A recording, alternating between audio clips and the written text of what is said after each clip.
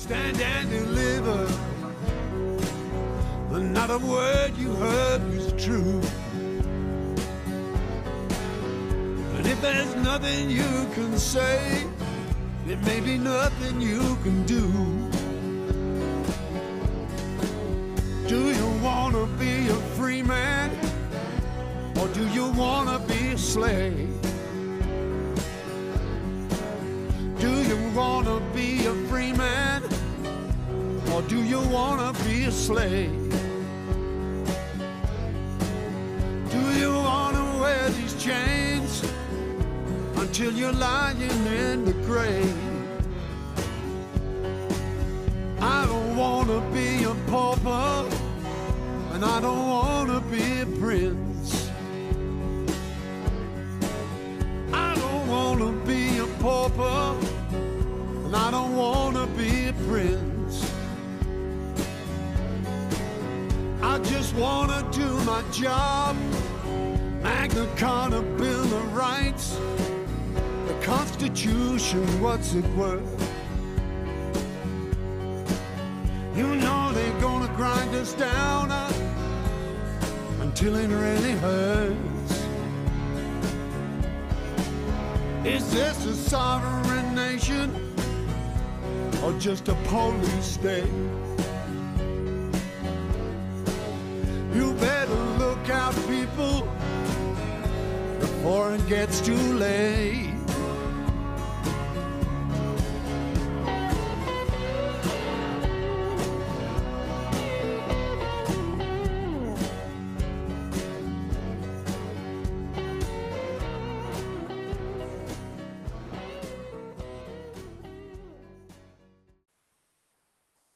Well, hi there, Alec. How are you?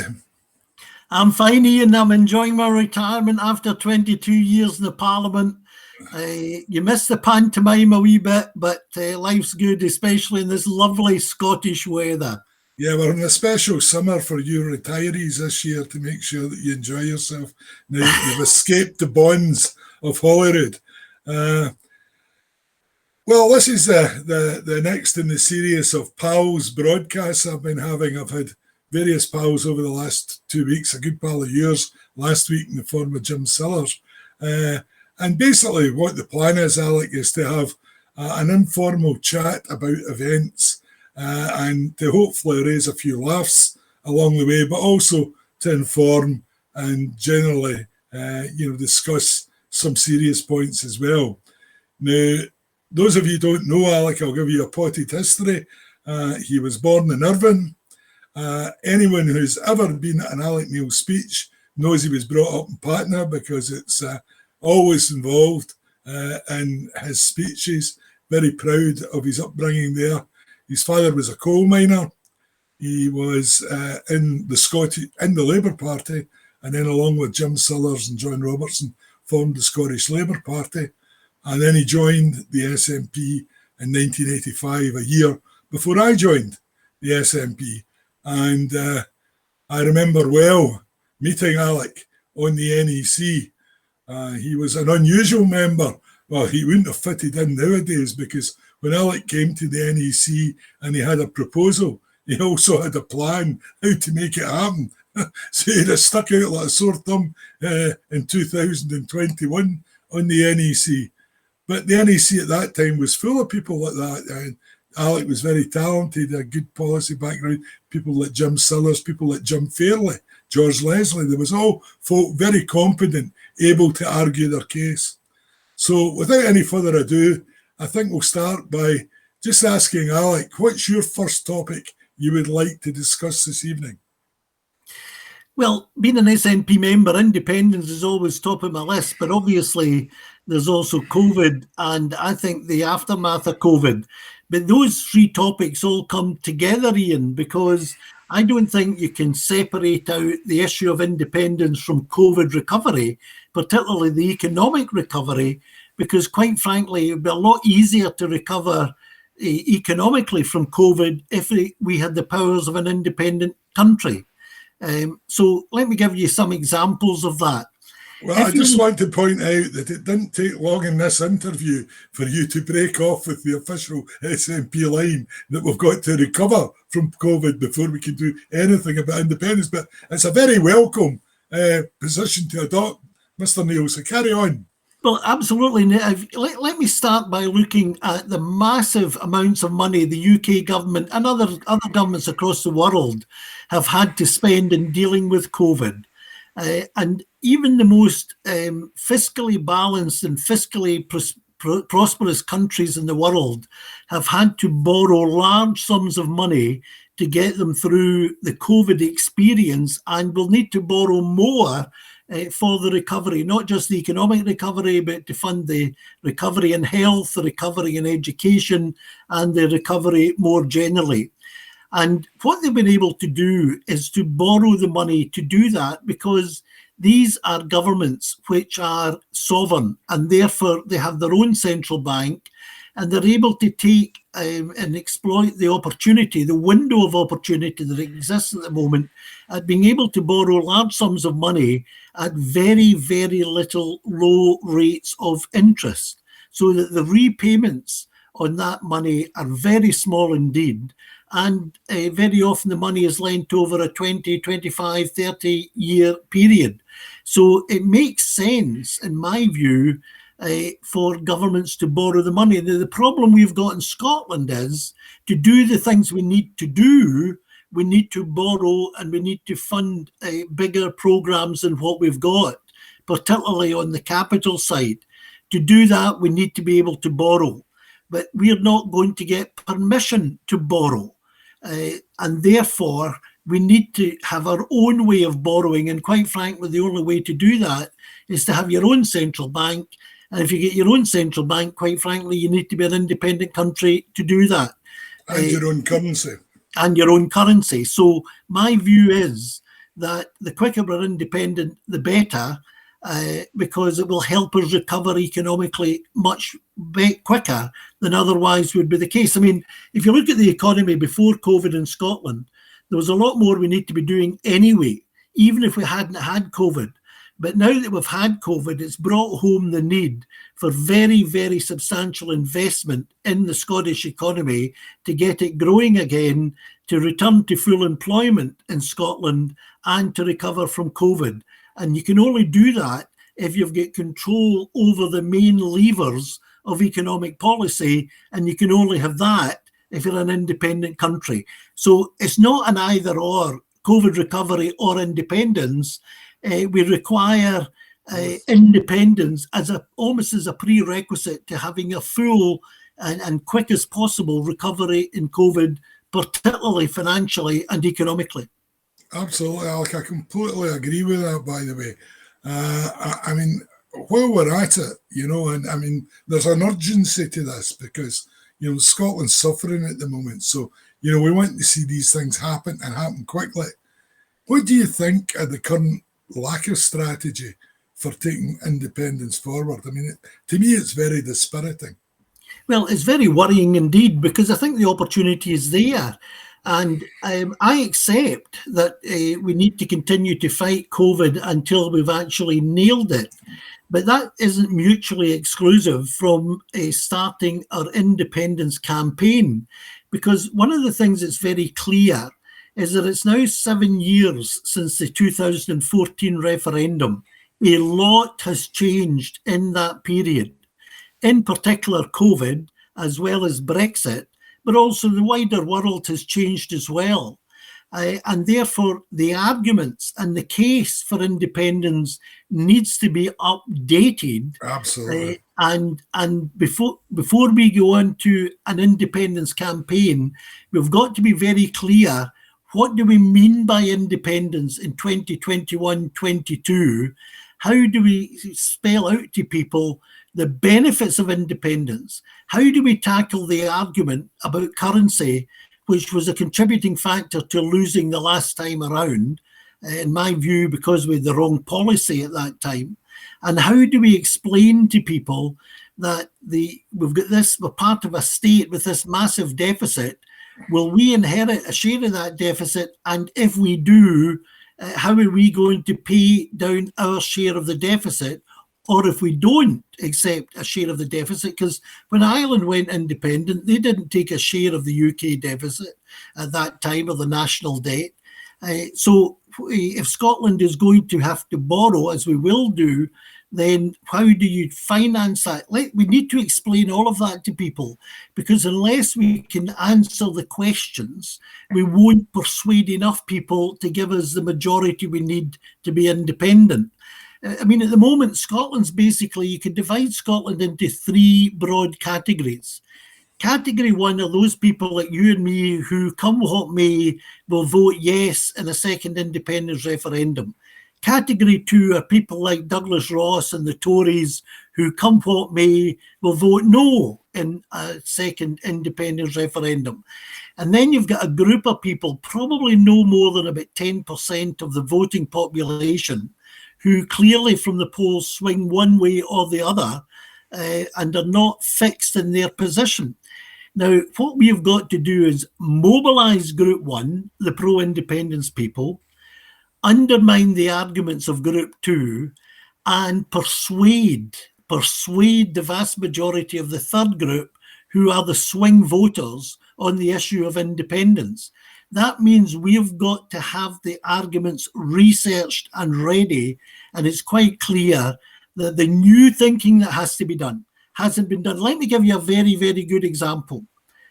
Unlike you, Iain, I was a Brexiteer. I voted for Brexit. I know you voted for Remain. That argument is over, because the UK now is out of the EU. But the SNP's current position is that if you vote for independence, you are, as you vote for independence for Scotland, also voting in the same vote for Scotland to rejoin the EU. I think that's a crazy position for two or three reasons. Number one, it's a very different question from the one as to whether you think the UK should have left the EU in the first place. Because if an independent Scotland is a member of the EU, and the rest of the UK is outside the EU, as would be the case, then you're effectively saying we're going to have customs barriers at Gretna. I don't believe the Scottish people would vote for it. I don't believe it makes economic sense. And I think there's a better way for us to engage in free trade with Europe, and that's by an independent Scotland joining EFTA, the European Free Trade Area, because that gives us the benefits of the EU without the downsides and without erecting customs barriers at Gretna. Now, that is a very important aspect of the case for independence. I also think it's very bad to roll up into one question the principle of Scottish independence and then say, by the way, if you vote yes to this, you're automatically endorsing the position that we should become a member as an independent country of the EU. These two issues need to be separated. Once we become independent, then we then decide how best to go forward in EFTA or in the EU. People who even want to go eventually back into the EU may think, I think it would be rather sensible, that the first step is to go into EFTA, and then once we see how that works, decide whether we still want to go back into the EU. Now, leaving aside currency and all the other stuff, that alone requires thinking. It's not sloganizing. It requires to take people with us. It requires strategy, Alec, which is sadly missing. I mean, this has always been a show that promotes unity. And I'm happy to say that the Remain side in the form of me and the Brexit side in the form of you are in complete agreement about this. EFTA is overwhelmingly the sensible route to go. For a kick-off, you can't join the EU right away anyway. No. So, I mean, it's an impractical suggestion. It'd be a very, very bad slogan. You know, joining EFTA brings you the benefits without the cost. It gives you time to adjust and establish just exactly what the Scottish economy is all about. at that point, you'd be much better. Even if you did want to go back into the EU, you'd be in a much stronger position to do it if you'd had those intervening years, while we remember EFTA. So there we are. We've achieved unity this evening. Absolutely. The other thing, Iain, is, I mean, we had the Dutch Prime Minister the other day saying he would be quite happy if Hungary actually left the EU because of the very right-wing and reactionary nature of the Hungarian government. There are other governments in Europe who take similar positions on social policies like LGBT rights and all that kind of thing. But the point I'm making is this. We won't be going there in this programme. No, I know. But the point is that statement by the Dutch Prime Minister shows the level of fragmentation there is inside the EU. So that by the time Scotland becomes independent and by the time we come to have to decide whether we want to rejoin the EU as we know and love it or don't, might not be there. It might be a different set of countries entirely. Absolutely. And I mean, the euro is going to face challenges as well from a currency point of view. So these things are not set in stone, Exactly. Now, I think we should maybe move on a wee bit, and I'd like to move on to COVID because it's a historic day. This has been recorded on Monday, the 27th, and this 28th. Is 28th. This is the highest reported figures from COVID in Scotland since the start of the pandemic. So it's a quite serious day. Now we're lucky that there's no doubt that the inoculations are having an effect, but it seems to be out of control at the moment, and seriously out of control. I mean, 3,300 new infections in a day is a very serious upsurge. What's your own thoughts on it, Alec? Well, as a former health minister, I think there are two things about the specific situation we find ourselves in, and that's really bad news today. The first one is, as everybody recognises, this is now a race between the Delta variant and the vaccination programme. And I think the vaccination programme, although it's gone well, generally speaking, when you look at the daily rates some days, they're way down on what they should be.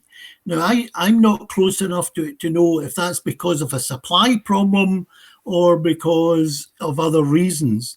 But I do think when you look at the percentages of the population vaccinated, the last time I looked at the figures, Scotland was at least 5% below the UK average in terms of the first vaccinations and similar figures for the second vaccinations. So although we have the highest incidence of the Delta variants in the UK, we also have the lowest rate of vaccination. And I think priority number one is to sort that, because I think the two issues are linked. I think if we had the UK rate of vaccination, we probably would have the UK rate of Delta variants, and those numbers wouldn't just be as bad as what they've turned out to be. The second thing is that the way in which the Delta variant has got totally out of hand. I mean, I have to say I blame the UK government. I cannot believe that once they knew the Delta variant was in this country, which originated from India, that they did not just take the step. You don't need to wait for scientific advice. You stop all flights from India other than absolutely essential travel. And I think they've really missed the bus on this. It's a huge mistake. You don't need to consult Chris Whitty or people like him. Common sense tells you that the minute that appeared in the UK, and given what we at that time did not know about it, the sensible and the leadership thing to have done would have been to stop all flights, and with the exception of absolutely essential travel, from India into the UK. And I think that way, I'm not saying we wouldn't have had a Delta variant. I think we might still have had it, but it wouldn't have been in anything like the scale that we've had. And Scotland obviously seems to have it proportionately worse than other people. And maybe there was a case for Scotland taking a harder line and closing our border once we know about this Delta variant. There you go. We're back to independence again. Exactly. If we had been independent, that border would have been closed. And Absolutely. last summer, where we'd almost eradicated, COVID, and we couldn't shut the border, and all these holidaymakers came up, and before you knew it, we had COVID everywhere. It's just another example of what would have been different had we been independent. Exactly, and we've imported the Delta variant, both at a UK level and particularly, I think, at Scottish level. And had we had the power to be more ambitious, if you like, in terms of the action we could have taken, then I think I'm not saying there wouldn't have been a problem. I think there would have still been a problem, but nothing like on the scale that we've seen today. Yeah, well, I mean, that's looking back, Nicola's got a great reputation in this issue. It's not borne out any longer by the facts. We've got a horrific number of deaths in Scotland from COVID, and we're now, even at this late stage, we've now got a horrific level of new infections every single day. Now, you can communicate and be skillful at communicating, but if you're not dealing with the root problem, at the end of the day, your reputation is going to be trashed. And I think Nicola's got that problem. She's very cleverly got Humza in the front line. I think if it gets worse, we'll see more and more of Humza and less of Nicola. Well, I absolutely think the public inquiry, there has to be a separate Scottish public inquiry, Iain. Yes. Of course, we have to be involved in the UK public inquiry because a whole range of issues had to be dealt with on a four nations basis. So we actually need to participate in both public inquiries. But there are things in Scotland that we've done right and things we've done wrong. And for our own sake, we need to find out why. Why were we short of PPE? If you look at the National Audit Office on a UK basis, what should have cost £2 billion in terms of PPE supplies actually cost £12 billion. Yeah, it's a scandal. £10 billion was wasted. Yeah. Roughly £1 billion of that is probably attributable to the Scottish end. Now, we were no better at having the stocks in place than the rest of the UK. And also, I think we in particular, in terms of moving people who we knew to be testing positively at the start of the pandemic into nursing homes, I think that was a huge mistake. Absolutely. And again, I don't think you need scientific. I mean, Nicola, like myself, as a former health secretary, anybody with that experience would have known that putting someone with COVID into a vulnerable people, very high risk, to say the least. So I think there are real questions to be asked and answered. I think the one person in Scotland that comes out of it with any credit, though, from what I can read, is Ivan McKee, done a very, very good job sourcing that PPE and trying to source as much of it in Scotland, and he deserves a lot of praise. Absolutely. For so doing. It's often, the person that doesn't get the publicity that's doing the actual work, and Ivan certainly falls into that category. Absolutely. No, he did a sterling job in that, and I think he deserves praise for that. But I think we're not out of this yet. There's still potentially some big decisions to be made to make sure that we do finally get out of it in the 9th of August. And more or less back to normal, but there's an awful lot of lessons to be learned about how to prepare for the next pandemic. Because I think most scientists now in the world, although it's been 100 years since we have suffered a pandemic, it was the flu pandemic 100 years ago, and despite the rumours, I wasn't around at the time of that pandemic.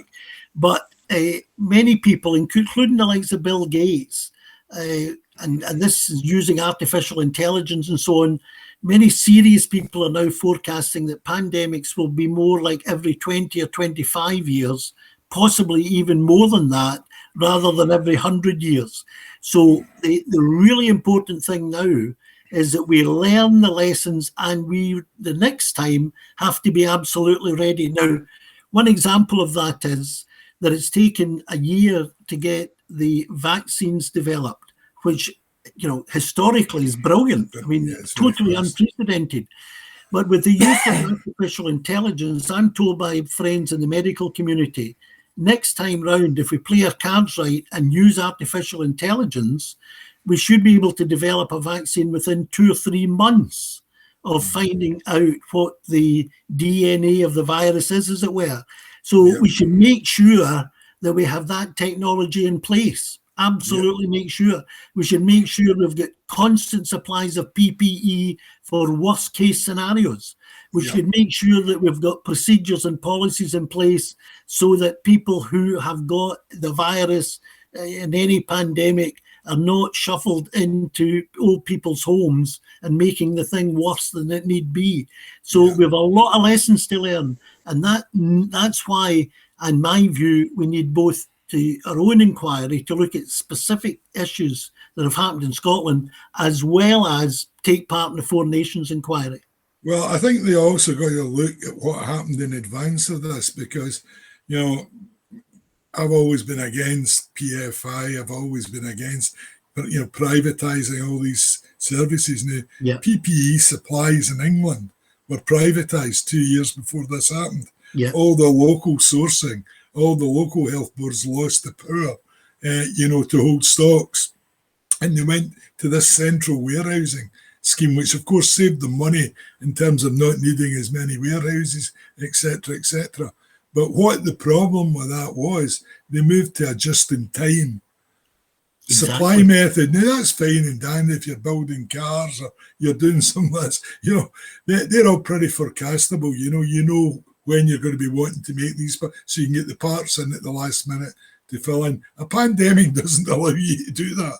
So, surely somebody somewhere sat down and said, this is not a good idea. Just-in-time PPE purchasing doesn't make any sense whatsoever. And that's how they get caught out. They had nothing like the stocks they needed when this pandemic hit, And the other thing is, and this is where Ivan McKee and his role comes in, that we've been able to build up a manufacturing capacity for a lot of this equipment. Absolutely. And for gels. I mean, if you look at the number of distilleries that have switched to producing gel, for example. So let's keep the indigenous manufacturing capacity that we've created. Let's not lose it again. Let's keep it and make sure that they survive, these companies, and continue to provide the backup to the National Health Service and build up the storage of goods and equipment we need for the future. Yeah, I'm delighted that this programme is actually spreading the information about what Ivan did, because it was intelligent government. And, it's unusual to get intelligent government anywhere in the world, but to get it here in Scotland, it's something we should be promoting and celebrating. But perhaps because Ivan's not part of the ruling clique, it hasn't quite reached the publicity department of the SNP, despite it being by far the best story of the pandemic thus far.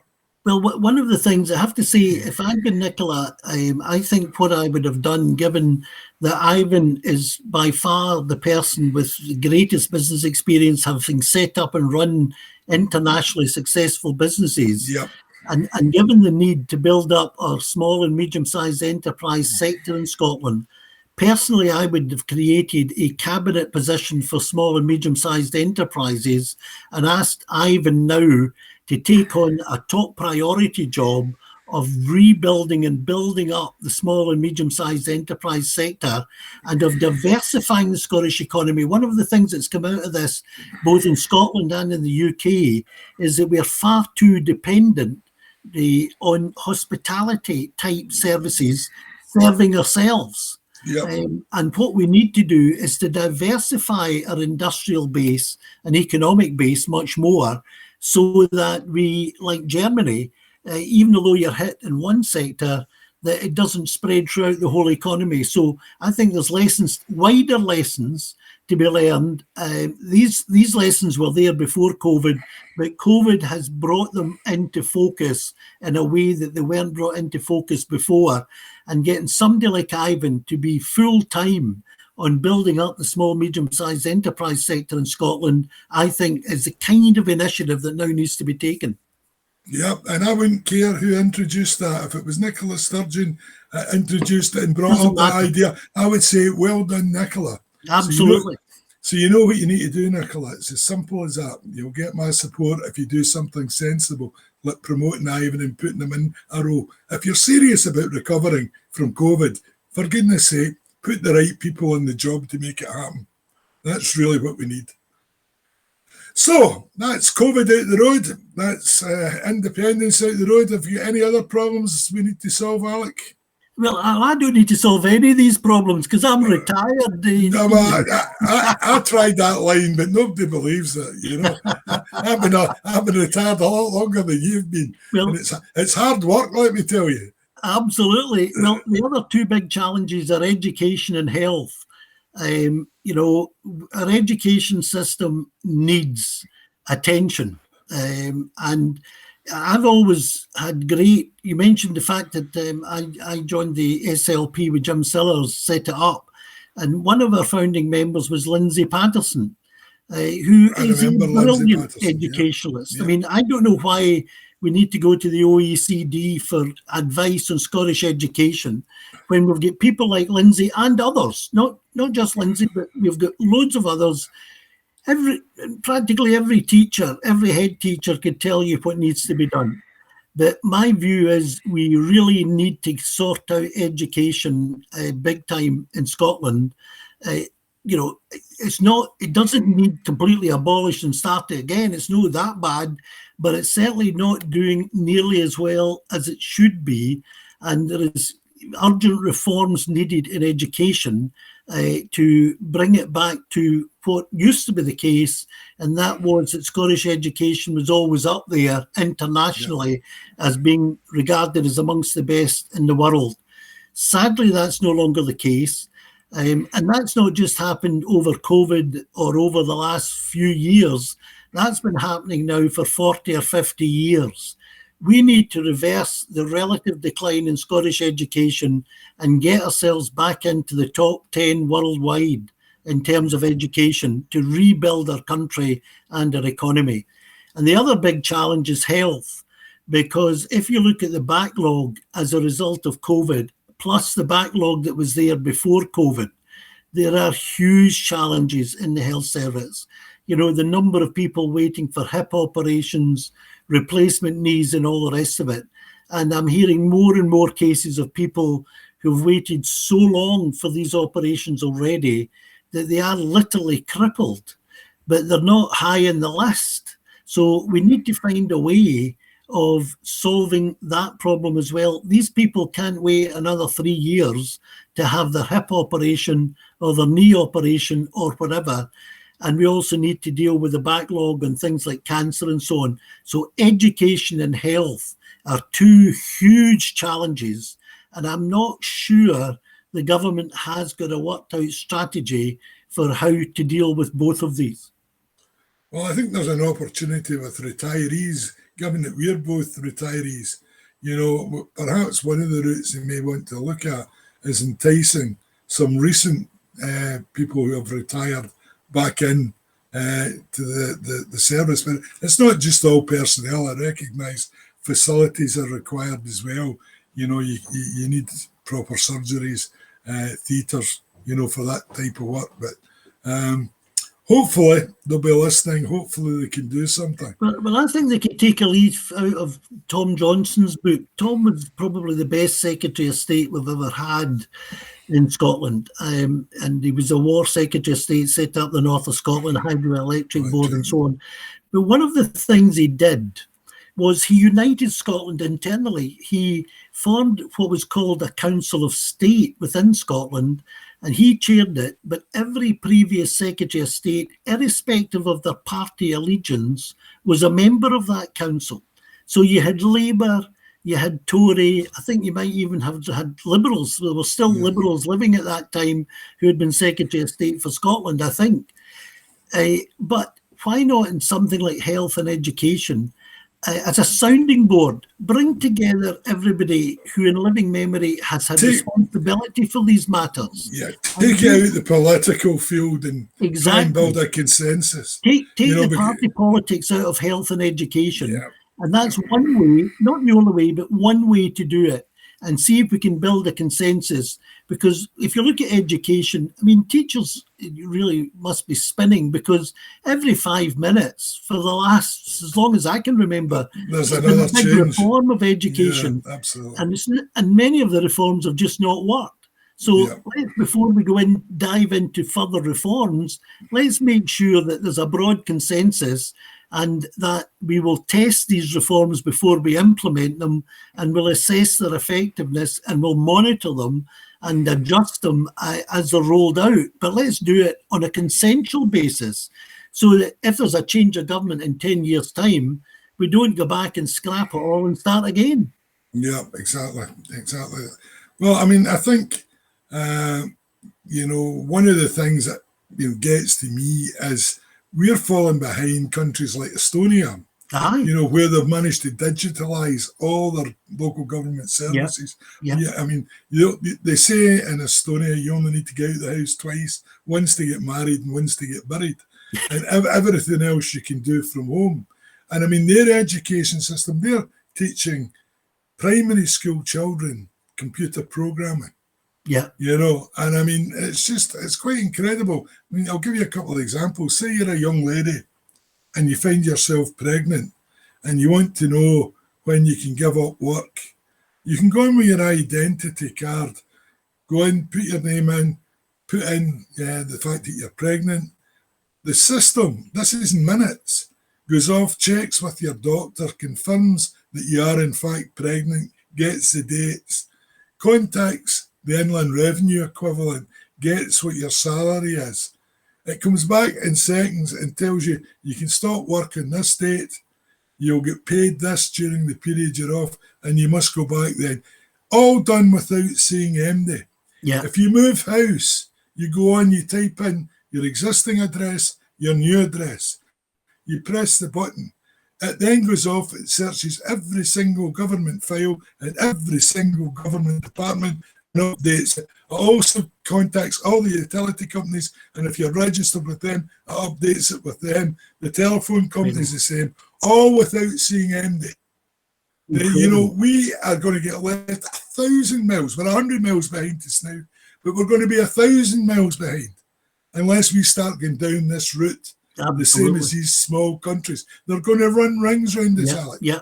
Because they've got policies that are business friendly, that improve dramatically the survival rates of new enterprises. Yeah. Whereas so many of ours fail in the first 4 or 5 years because we're taxing them, even though they're not taking the money out of the company. Yeah. The Estonians are giving them the chance to grow. They're growing. They then create jobs. We need to be much more entrepreneurial, much more innovative in our government thinking. And we need to take, as a country, we need to take the big steps other countries have taken. And we've been too timid. And I worry about it because Nicola is not a risk taker. No. She's never going to take any steps. She's a manager of somebody else's ideas. But she's not willing to let anybody else have any ideas.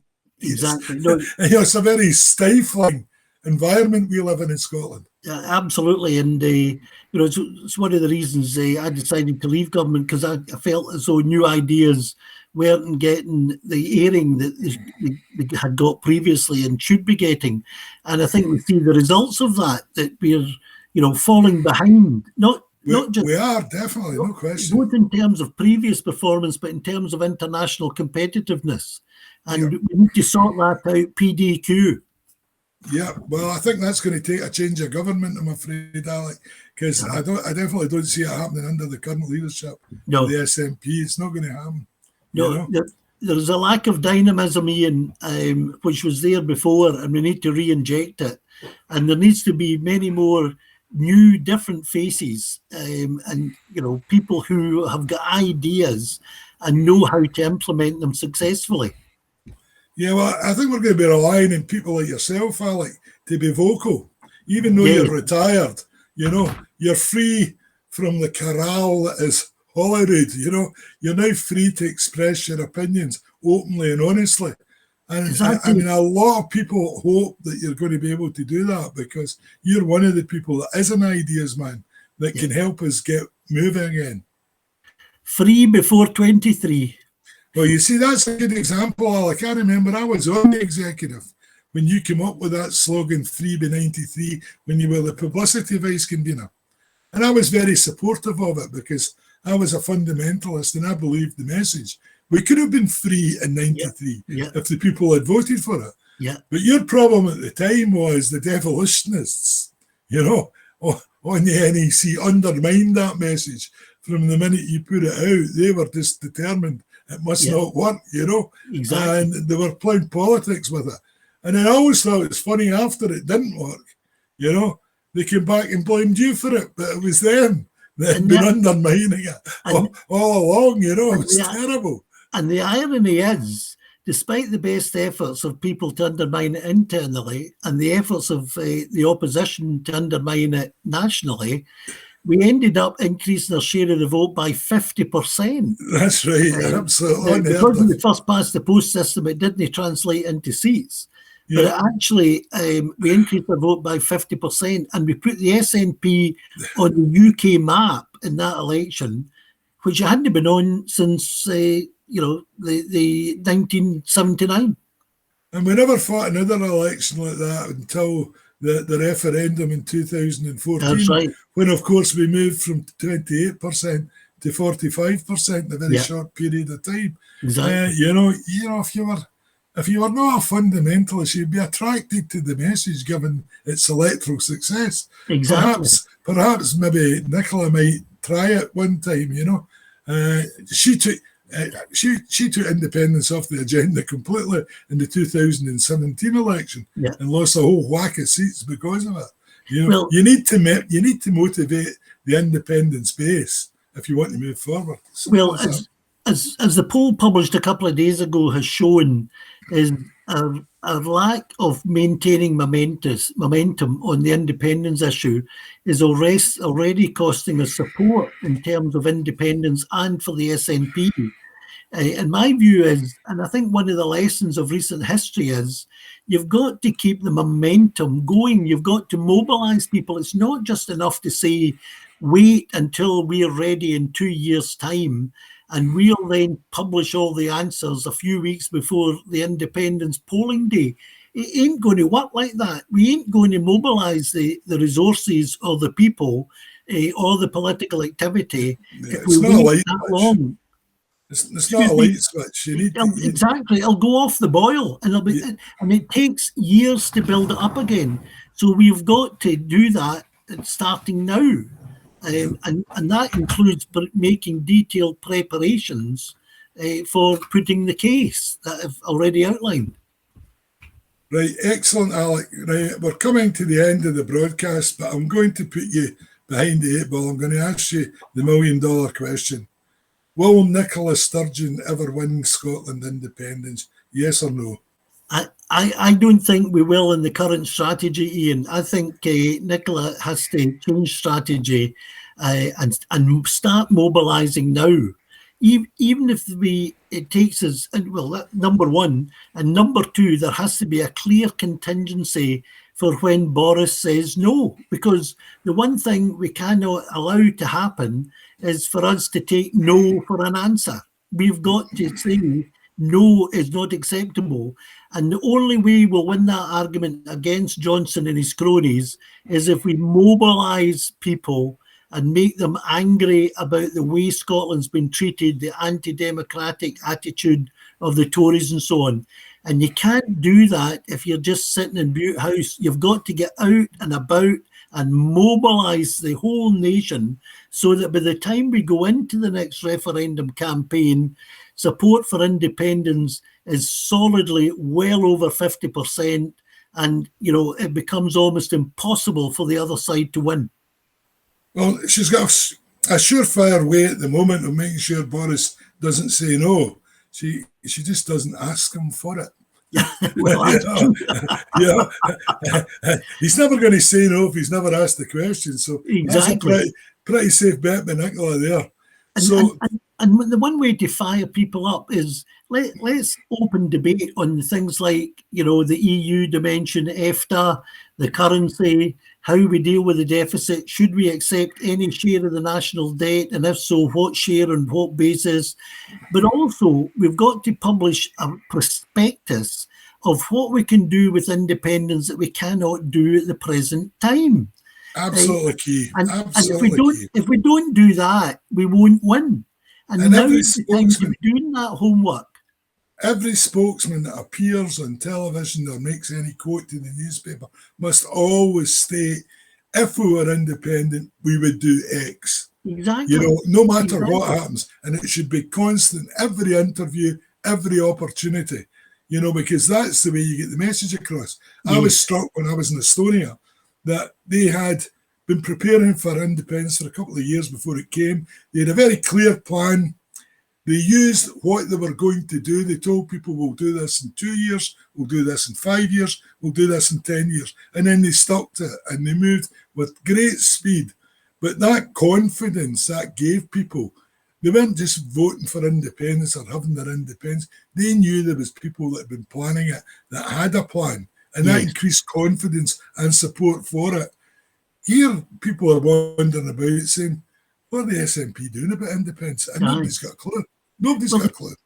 The key question that folk want to know is, in an independent Scotland, where are the jobs and the wealth creation going to come from?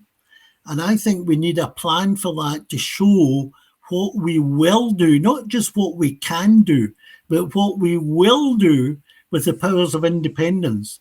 Because I think we've opened ourselves up a wee bit where we keep arguing for these powers, and then when we get them in a devolved situation, we haven't used them. I mean, a very good example is that during the passage of the COVID legislation, we were able to insert into that bill a tough line on dealing with companies in Scotland who are owned offshore in tax havens, to make sure that they couldn't exploit the situation for their own benefit to boost their profits in some tax haven somewhere.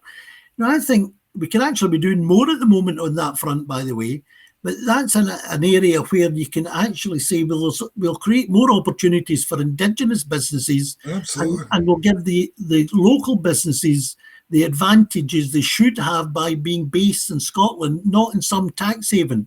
Now, I'm not saying we would be unfair to companies that are registered outside Scotland but are paying their taxes. If they're paying their taxes, fine, I've got no argument with that.